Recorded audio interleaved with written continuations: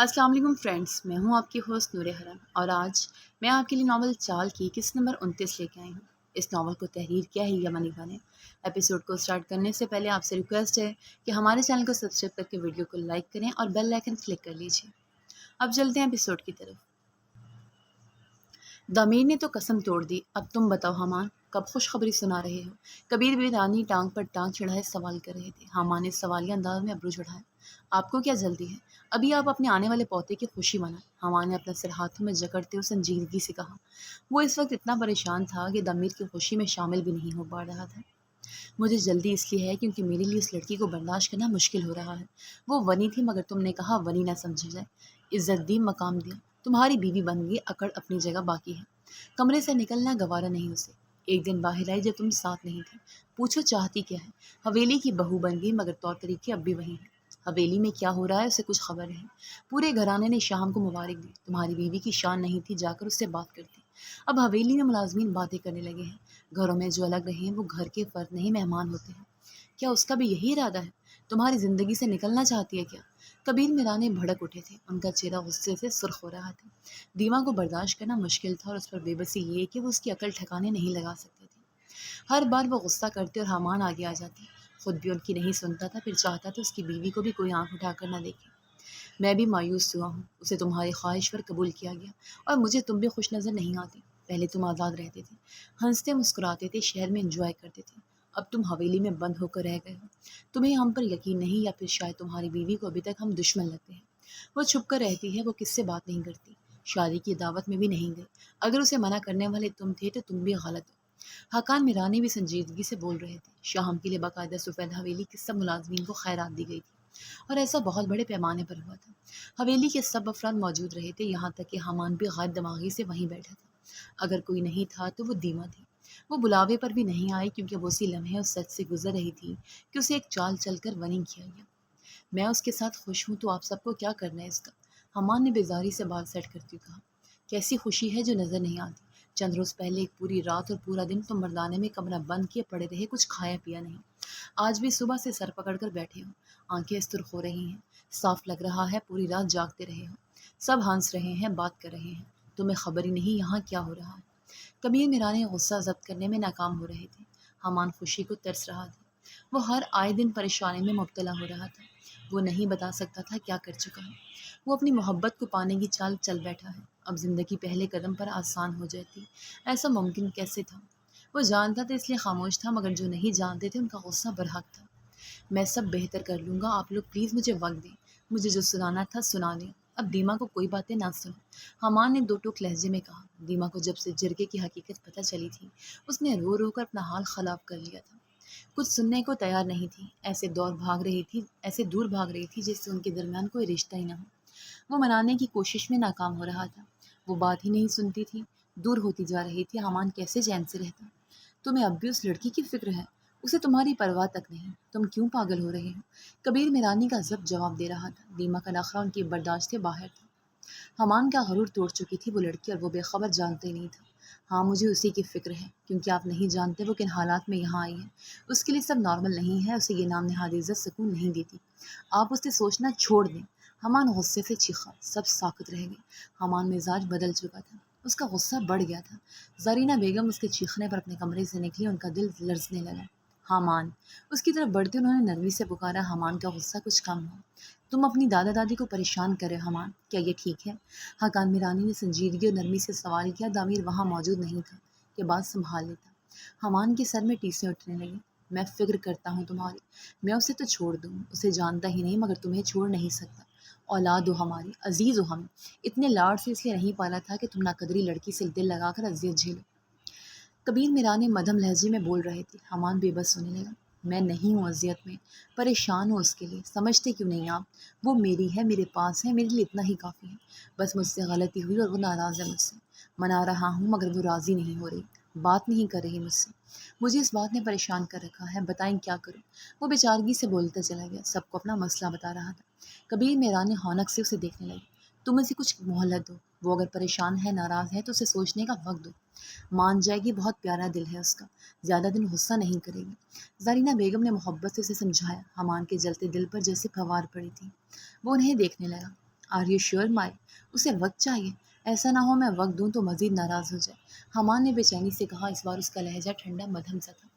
کبیر میدانی اور سردار حقانہ بالکل چپ بیٹھے تھے۔ ہاں فکر مت کرو، مان جائے گی، انہوں نے یقین دلایا۔ حمان ہلکا پھلکا ہو گیا۔ ٹھیک ہے، میں اسے وقت دیتا ہوں۔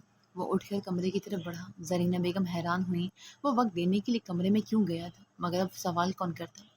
شہم، تم اب مجھے اب غصہ دلا رہی ہو۔ تمہیں کیوں ضد آ گئی ہے کہ کھانا نہ کھا کر ہی میرا دماغ خراب کرنا ہے؟ دامیر زج ہو کر اسے دیکھنے لگا۔ شہم منہ بنا کر بیٹھی تھی، اس کے جملوں پر ابرو چڑھا کر اسے دیکھنے لگی۔ پھر آپ بتا دیں اور کوئی طریقہ جس سے آپ کا دماغ خراب کر سکوں۔ شاہم نے ابرو جھکا کر کہا، تم کچھ بھی بول کر میرا دماغ خراب کر لو، ٹھان چکی ہو چین سے نہیں بیٹھنے دو گی تو زبان سے جنگ لڑ لو۔ بھوک ہڑتال کا کیا فائدہ؟ تم میرے بچے کو نقصان پہنچاؤ گی۔ ضمیر کے آخری جملے پر شاہم کا چہرہ شرم سے سرخ ہوا۔ آپ پر باتوں کا اثر نہیں ہوتا۔ شاہم کے جملے پر اس کے ماتھے پر بل پڑے۔ شاہم اپنی ہتھیلی پر رخسار ٹکائے دوسری جانب دیکھ رہی تھی۔ وہ گود میں کھانے کی ٹرے لیے بیٹھا تھا۔ شاہم، کھانا کھاؤ پھر تمہاری حاتم سے بات کروا دوں گا۔ ضمیر کو مجبوراً لالچ دینا پڑا۔ وہ چونک کر سیدھی ہوئی، پھر شکی نظروں سے اسے گھورنے لگی۔ آپ نے کل بھی یہی کہا تھا، میں نے آرام کیا، کھانا کھایا، ہر بات مانی، مگر ادا حاتم سے آپ نے بات نہیں کروائی۔ وہ خفگی سے جتا رہی تھی۔ تمہیں بتایا تو تھا، ضروری کام آ گیا تھا، ڈیرے پر جانا پڑا۔ ضمیر نے اطمینان سے جواب دیا اور روٹی کا نوالہ بناتے اس کی جانب بڑھایا۔ شاہم نے رخ پھیر لی۔ وہ سچ نہیں، بہانہ تھا۔ آج پہلے بات کروائیں پھر کھانا کھاؤں گی، وہ شرط رکھ دی۔ ضمیر کا دماغ گھومنے لگا۔ وہ مسلسل زج کر رہی تھی۔ وہاں حاتم سے اس نے بے وقت میسج کرنے پر سوال کیا تو اکڑ کر بولا، میں نے پہلے ہی کہا تھا میری مرضی، جب بھی میسج کروں۔ ضمیر کو تاؤ آیا تھا۔ پھر میں میرا کو بتا دیتا ہوں کہ ماروی زندہ ہے، بیوی ہاتھ سے جائے گی تو بتانا تمہاری مرضی ہے یا نہیں۔ ضمیر کے غصہ کرنے پر بھی وہ زیر نہیں ہوا تھا۔ ماروی اب میری ہو گئی ہے، میرے بغیر نہیں رہ سکتی، عادی ہے میری، اسے لے کر فرار ہو جاؤں گا، آپ کو ہمارا نشان تک نہیں ملے گا۔ حاتم فخر سے بولا تھا، کسی بھول میں مت رہو، بہرحال ماروی اور اس کے گھرانے نے سفید حویلی کا نمک کھایا ہے، ہم سے ان کی وفاداری کا تم مقابلہ نہیں کر سکتے۔ ایک کال کروں گا اور ماروی۔ ضمیر نے اسے جتانا چاہا مگر وہ زور زور سے کہہ کے لگاتا ہنسنے لگا۔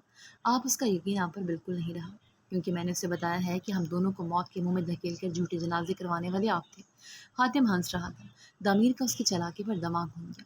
ویری گڈ، یعنی تمہیں اب کبھی لوٹ کر نہیں آنا، تمہارا شاہم سے ہمیشہ کے لیے رشتہ ختم، تم اس کے آنے والے بچے کے ماموں بھی نہیں ہو۔ ضمیر نے اطمینان سے اسے بے اطمینانی میں ڈالا تھا۔ حاتم کو جھٹکا لگا، میں ماموں بننے والا ہوں؟ ایسے کیسے رشتہ ختم ہو سکتا ہے؟ وہ میری بہن ہے، بلڈ ریلیشن ہے ہمارا۔ حاتم بے چین ہوا، ایک لمحے میں اکڑ خاک ہوئی۔ اب باری ضمیر کی تھی، ٹانگ پر ٹانگ چڑھاتا خوب اکڑنے لگا۔ حاتم اس کی منتیں کرنے لگا تھا، شاہم سے بات کرنا چاہتا تھا، اپنے رویے کی معافی مانگنے کی کوشش میں تھا۔ اب تو پھر موقع تھا، وہ اسے مبارک دینا چاہتا تھا اسے ویل وشز دیتا کہ وہ اس حال میں ریلیکس رہے، مگر ضمیر نے کال کاٹ دی۔ کچھ دن میں اسے سیدھا کر کے بات کروا دیتا، مگر شاہم پہلے دن ہی اس کے سر پر سوار ہو رہی تھی، نہ کھانے پینے کو تیار تھی نہ آرام کر رہی تھی۔ شاہم، ضد مت کرو، تم بچی نہیں ہو، میں سختی پر اتر آؤں گا۔ ضمیر نے غصے سے کہا، وہ رونی صورت بنا گئی۔ آپ نے ایسا کیا تو یہاں سے چلی جاؤں گی، اپنے کمرے میں رہوں گی، نہیں چاہیے آپ کی پرواہ، آپ کو تو اپنے بچے کی فکر ہے، ورنہ میں جانتی ہوں بھوکی مر جاؤں، آپ کبھی رو کر پوچھیں گے بھی نہیں۔ شاہم نے رونا شروع کر دیا۔ ضمیر نے گہرا سانس بھرا۔ زرینہ بیگم نے سمجھایا تھا، شام کا مزاج ٹھنڈا گرم ہوتا رہے گا، تم نرمی سے پیش آنا۔ وہ شام کا غصہ ناراضگی سب دیکھ لیتا، مگر کھانا کھانے کی ضد ضمیر کا ضد ختم کر رہی تھی۔ میں تمہیں ہی پوچھ رہا ہوں، تمہاری پرواہ میں کہہ رہا ہوں نا، تمہاری فکر نہ ہوتی تو جانے دیتا، ضد ہی نہ کرتا۔ پاگل مت کرو، لو کھانا کھاؤ۔ ضمیر نے نرمی سے سمجھایا، میں کھانا نہیں کھا سکتی، مجھے وامٹنگ ہوتی ہے، میں بہت اپسیٹ ہوں، فروٹ کھا لیا تھا، جوس بھی پیا ہے، ایک ساتھ سب کھانا میرے لیے مشکل ہے ابھی۔ ضمیر کی نرمی پر اس نے روحانی ہو کر سچ بتایا، اوہ پہلے کیوں نہیں بتایا؟ ٹھیک ہے، کھانا چھوڑو، کچھ اور چاہیے ہو تو بتانا۔ وہ کھانے کی ٹرے سائڈ ٹیبل پر رکھتا اس کے قریب نیم دراز ہوا، اسے کچھ وقت دینا چاہتا تھا، توجہ دینا چاہتا تھا۔ کب سے اسے دیکھتی شاہم نے آگے بڑھ کر آہستگی سے اس کے گرد بازو پھیلاتے اس کے سینے پر سر ٹکایا۔ کتنے دن ناراضگی کے چکر میں وہ ضمیر سے دور تھی، شام اس کی محبت بھرے لمس کے لیے اداس ہو رہی تھی۔ ضمیر نے اپنایا سے اس کے گرد ایک بازو پھیلا کر اسے خود میں سمیٹا اور دوسرے ہاتھ سے اس کے بال سنوارنے لگا۔ لبوں پر مسکراہٹ پھیلی تھی۔ شام سکون سے آنکھیں مودے نیند میں جانے لگی۔ 2-3 روز کے جھگڑے نے اسے ضمیر سے دور کر دیا تھا۔ اوپر سے غصہ کرنے والے شام کے لیے یہ دوری سہانے روح تھی۔ اب اس ہزار میں نیند آئی تھی۔ حمان اپنے کمرے میں داخل ہوتے ہی شاور لینے چلا گیا۔ دیما بیڈ گراؤنڈ سے کمر ٹکائے ساکت سی بیٹھی تھی، لمبے بال کندھوں پر بکھرے ہوئے تھے، الجھا بکھرا ہولیا اور چہرے پر رنجیدگی تھی۔ حمان کا آنا اسے محسوس ہی نہیں ہوا تھا۔ وہ اپنے غم میں مبتلا تھی، باپ کی بے مربتی پر رونا آ رہا تھا جو قتل ہوا ہی نہیں۔ میرل نے بار بار اس بات کو دہرایا بھی تھا، وہ قتل کا ایک بار نہیں مانا۔ ایک ایسے قتل کا جرگہ بٹھانے پر نہ ثبوت مانگا نہ بحث کی، انکار بھی نہیں کیا، بس میرل کو بچا لیا۔ شیری کا رونا بھی کام آیا، دیما کو ونی کر دیا، دیما کو سزا دے دی، وہ بھی اس جرم کی جو نہ میرل نے کیا تھا نہ دیما نے۔ دیما کو سر سے اتارا گیا، اس کی جان قربان کر دی، اس کے باپ نے کوشش ہی نہیں کی بچانے کی۔ دیما اس غم پر رو رہی تھی، باپ سے تعلق ختم ہونے پر رو رہی تھی، کسی کو پرواہ تھی؟ کوئی اسے سوچتا بھی نہیں تھا، وہ اپنی بے وقوفی پر رو رہی تھی۔ حمان شاور لے کر باہر آیا تو اسے اسی اجاڑ ویران حال میں دیکھ کر بے ساختہ رک گیا۔ کیسے نظر انداز کرتا اسے، کیسے اسے اس کے حال پر چھوڑ دیتا؟ وہ ٹوٹ پھوٹ کے شکار ہو رہی تھی، کمزور نازک سی، مسلسل آنسو بہاتی جا رہی تھی۔ حمان نظریں چراتا، انجان بنتا، یہ تو ممکن ہی نہیں تھا۔ وہ اس کی بے چینی پر تڑپ جانے والا بندہ تھا، بہت ارمانوں اور کوششوں سے ملی تھی، ناقدری کیسے کرتا؟ دیما، تم جرگے کی بات بھلا کیوں نہیں دیتی؟ اب تو ہمارے درمیان سب ٹھیک ہے نا؟ کیا تم ان لوگوں سے ملنا چاہتی ہو؟ وہ اس کے پاس بیٹھ کر نرمی سے اس کے ہاتھ تھام لیا، وہ خاموش رہی۔ ناراضگی ختم کر دو، میں نہیں رہ سکتا تمہارے بغیر، وہ اسے خود میں سمیٹتا شدت بھرے لہجے میں بولا، انداز میں از حد نرمی تھی۔ دیما کے کمزور لرزتے وجود کو سہارا ملا تھا، مگر وہ اسی طرح جم کر بیٹھی رہی۔ میرے لیے مشکل ہے وہ بھلانا، مشکل ہے، جھوٹا قتل، جھوٹا جرگہ۔ دیما تماشا بن گئی، دیما بے بول ہو گئی، وہ پھر سے رونے لگی، حمان کا دل ساکت ہونے لگا۔ تم وہاں خوش تھی، تمہیں مشکل زندگی سے بچایا ہے میں نے، کیا میرل کے ساتھ رہنا آسان تھا؟ وہ محبت نہیں کرتا تم سے، وہ تمہاری خوبصورتی اور معصومیت کا استعمال کر رہا تھا۔ میں تمہیں زندگی سے نکال لایا ہوں، اس مشکل سے نکال لایا ہوں، اپنے بعد محفوظ کیا ہے۔ وہ نرمی سے اس کے بھیگے رخسار سہلا رہا تھا، دیما ساکت نظروں سے اسے دیکھنے لگی۔ یہ کیسی حفاظت ہے جو ذلیل کر کے دی گئی ہے؟ میں جرگے تک پہنچی ہوں سائیں، کوئی اور حل بھی ہو سکتا تھا۔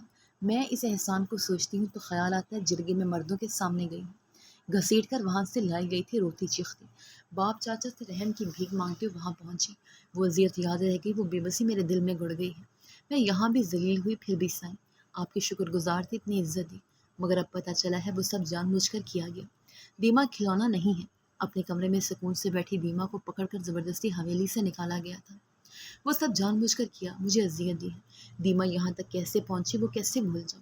کیا یہی اوقات ہے آپ کی نظر میں؟ انسان ہے، بے جان چیز نہیں جسے زبردستی چھین لیا۔ وہ سب اذیت دیتا ہے سائیں۔ دیما اس کے حصار میں تڑپ کر رو رہی تھی، اس کا وجود جھٹکے کھا رہا تھا۔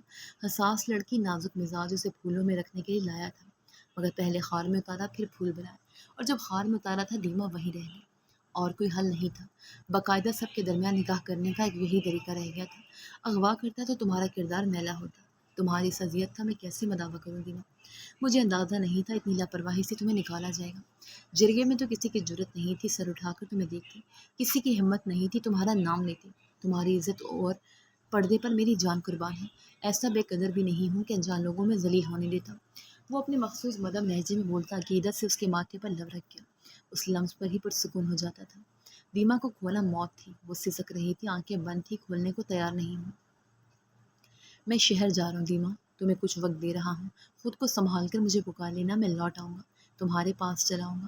اس نے نرمی سے کہتے ہوئے دیما کے کمزور وجود کو خود سے الگ کیا، اسے احتیاط اور نرمی سے بستر پر لٹاتا وہ جھک کر اسے دیکھنے لگا، شفاف چہرے پر گلابی پن اور نمی تھی۔ تم محبت کے لیے بنائی گئی ہو، تمہیں چاہ سے رکھا جائے، پھولوں میں سجا کر، محبت سے، نرمی سے، تمہاری پھولوں جیسی شخصیت کو کیسے ان سخت ہاتھوں میں جانے دیتا جو چند دنوں میں تمہیں مسل کر رہیں دیتا۔ وہ جھک کر بار بار نرمی سے اسے چھو رہا تھا، محبت نچھاور کر رہا تھا۔ دیما تھکی ہوئی تھی، غنودگی میں جانے لگی، کوئی ہوش نہیں تھا کون بیٹھا ہے کون نہیں۔ حمان ایک بے بس نظر اس پر ڈال کر پیچھے ہوا اور اپنا بیگ اٹھا کر کمرے سے نکل گیا۔ باہر کی طرف جاتے ہوئے ہر قدم پر اس کا دل خواہش کر رہا تھا، رک جا اور جا کر دیما کو سینے سے لگا لے، آج نہیں تو کل مان ہی جائیں گے۔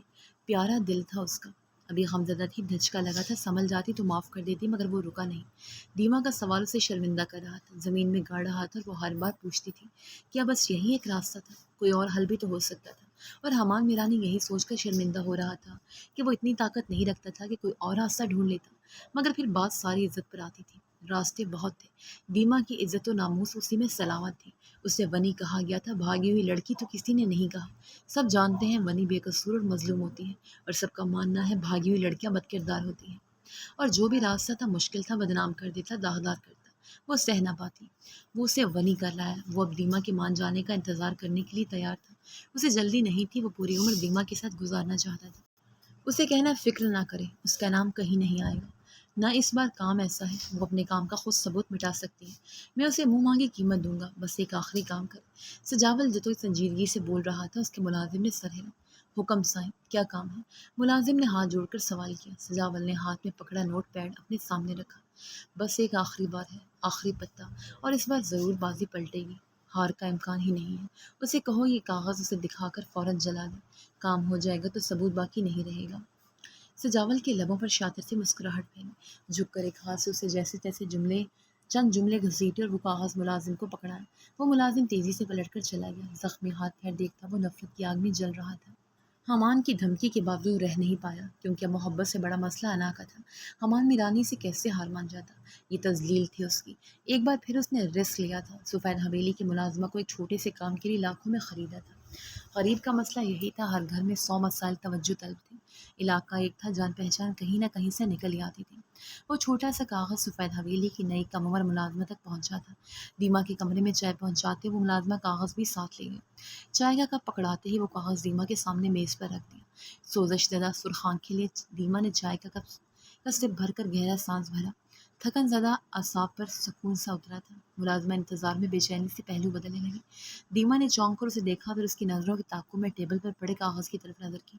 یہ کیا ہے؟ کہاں سے ملا؟ حمان سائی نے بھیجا ہے۔ وہ چونک گئے، کپ ایک طرف رکھتے ہوئے سوال کرنے لگی۔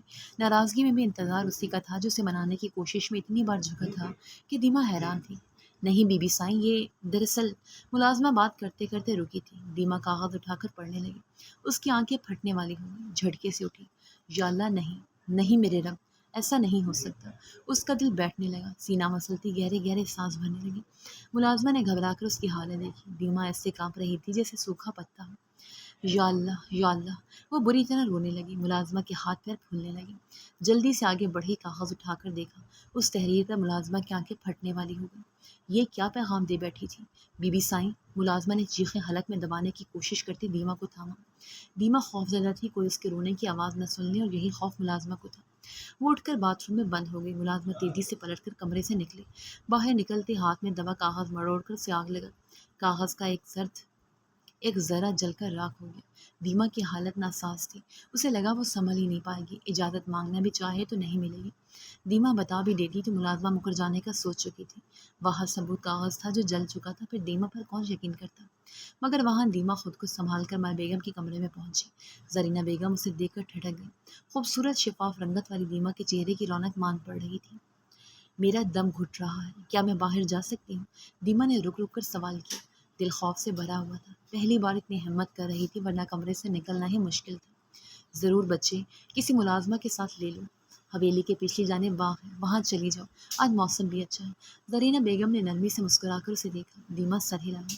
اپنے کمرے میں واپس لوٹ کر اپنی پرانی چادر اوڑھ لی۔ ملازمہ کو ساتھ لگانا تو دور، وہ کسی کو بتانے والے ہی نہیں تھی کہ کہیں جا رہی ہے۔ چادر اوڑھے وہ سر جھکا کر نکلی۔ وہ مخصوص سفید چادر پہنے ہوئے تھی، کسی نے روکا نہیں، نہ ضرورت پڑی۔ ملازمائیں مصروف تھیں، دیما سب کے درمیان خاموشی اور آزاری سے سفید حویلی نکلتی چلی گئی تھی۔ آگے ایک چال تھی، اس کے لیے تیار تھی۔ جاری ہے۔